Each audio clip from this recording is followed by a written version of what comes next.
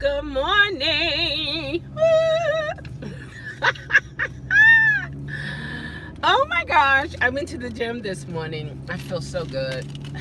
It's always that struggle to get there, but once I get there, Lord have mercy, I have such a fantastic time and I feel so good. And while I was in there, Dee Dee kept calling me. Boy, how are you? Are you do you celebrate Halloween? Nikki, how are you? How's it going? I'm doing good, thank you. I'm doing good. I'm glad you're doing well.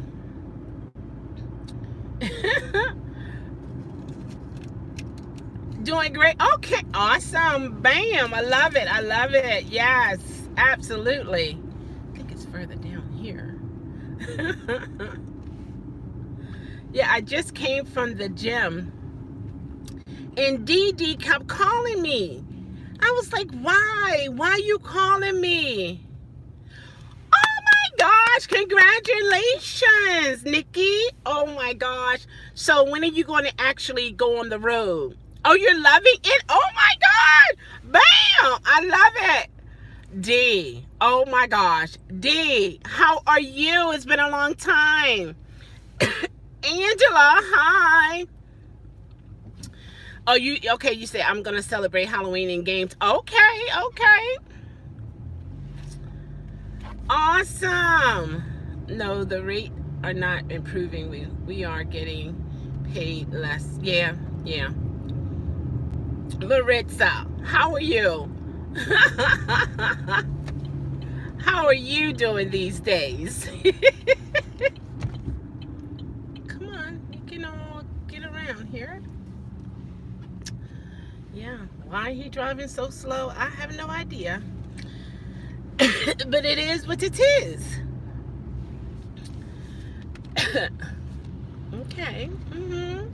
Just stay your distance because I'm not going to pay his BMW car payments. You can drive as slow as you want, sir, ma'am.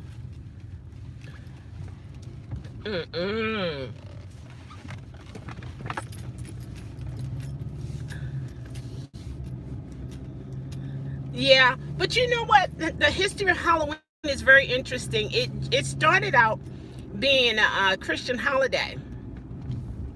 But like all of the holidays that we have, pretty much, it has taken away its original meaning, and it's basically known now for an evil place, evil things to do towards people and get away with it, Yeah, pagan, yeah. Absolutely. Oh, am I so close? Oh, okay. Yeah, it's sad. It shouldn't be that way, but it is. I never celebrated. It wasn't allowed in our family, so I'm not missing anything. It just doesn't make sense that it gives you, oh, take it out, the right to, okay, treat people bad. And there's some groups going around in the community who is making sure children do not terrorize and put different types of, toilet paper and all that kind of stuff on people's lawns. Because that's just, to me, that is just stupid to me.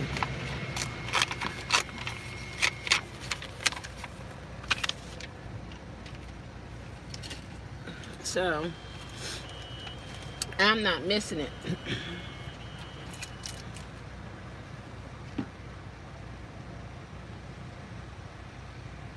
Let's see. We can do with.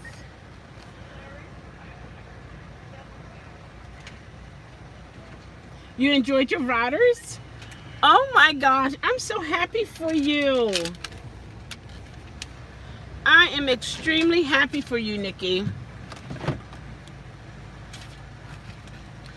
It's still like I was sharing with somebody. I was talking to somebody about this. I was like, Uber and Lyft and Uber Eats and DoorDash, all those rideshare gigs and stuff and deliveries.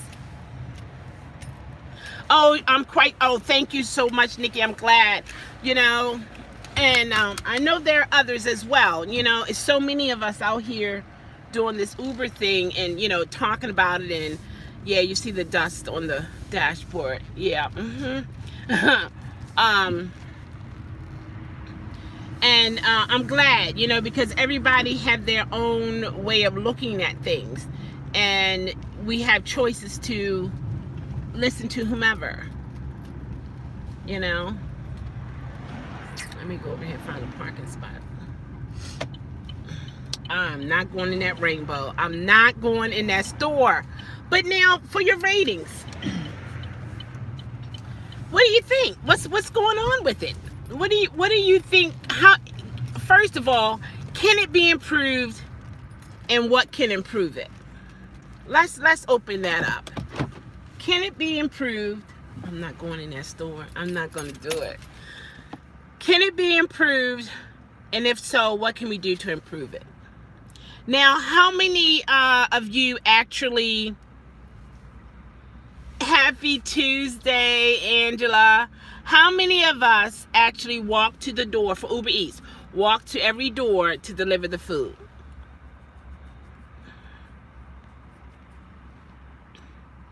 Just put in me, things like that and see. Me personally, when I did Uber Eats, yeah, nope. I had intentions to walk to the door, but the guy, he said he was new to Baltimore. He was standing in front of his house, which didn't have an address on it, but he was standing there, and I was looking around trying to find the address, and then I'm like, I don't know. So then I backed up, and he had the phone, and I said, did you order food? And he said what it was and where it was coming from. So I said, okay. So I gave it to him, and I kept on going. But all the other deliveries, I actually went to the door.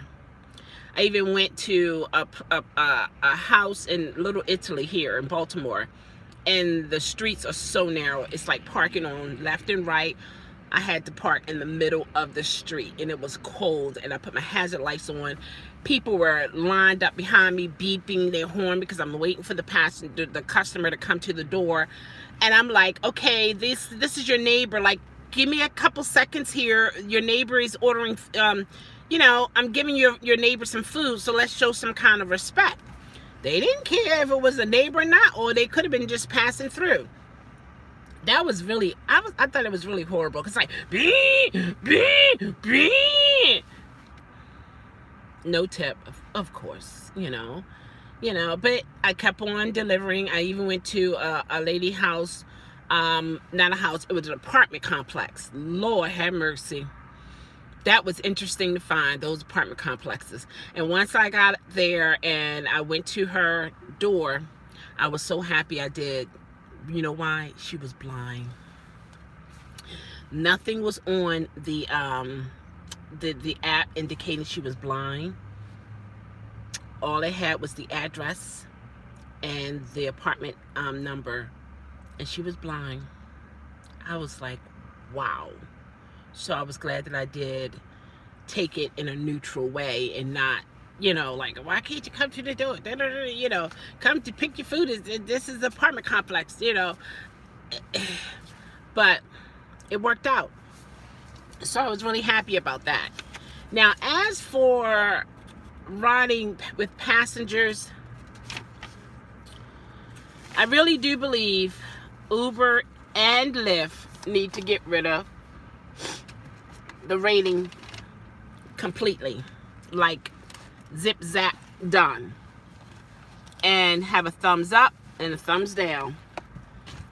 And just like they give us options when we have to cancel, you know, there are certain statements that we can tap on to let them know why we had to cancel, that should be available for the passengers if they have to thumb down a particular ride. What I believe, or I don't know if they're failing to realize this, Uber and Lyft, or are they just not concerned about it? They have other things that they're concerned about, to the point they are not concerned about, it should just, they're not concerned about how the majority of the passengers are rating us drivers based upon their rating scale, not Uber's, not Lyft. How do you know this? Well, like I've said in other videos, some passengers, there's a personality discrepancy for whatever reason, or they haven't had their coffee that morning, or they're just not morning people. They don't speak to anybody. Their energy bounces off of them as very, very like standoffish and very like, it's like get away kind of thing. Hey Melissa, I got through this time morning.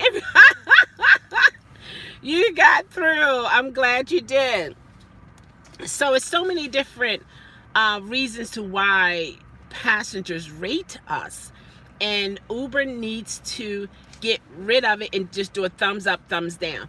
Also, I don't know if you have experienced this, but there are so many passengers out here who uses the rating system like a belt, or like a teacher with the yardstick, with her hands on her hip, a hand on her hip, and she's doing one of these numbers with the yardstick as she pat her foot. Like, I'm waiting. I'm sitting back here. I'm waiting for you to, I'm just waiting. I'm waiting for you to say something that I don't like. Make a turn. Please mess up in the navigation. Oh my gosh. And she just standing there doing one of these. I'm just waiting for you to mess up. And like, it gives them such a great thrill to, no, 3. No, if it's at the 3, or maybe it was a 2. Oh, whatever. Let's just give them a 1. Like, just some people has that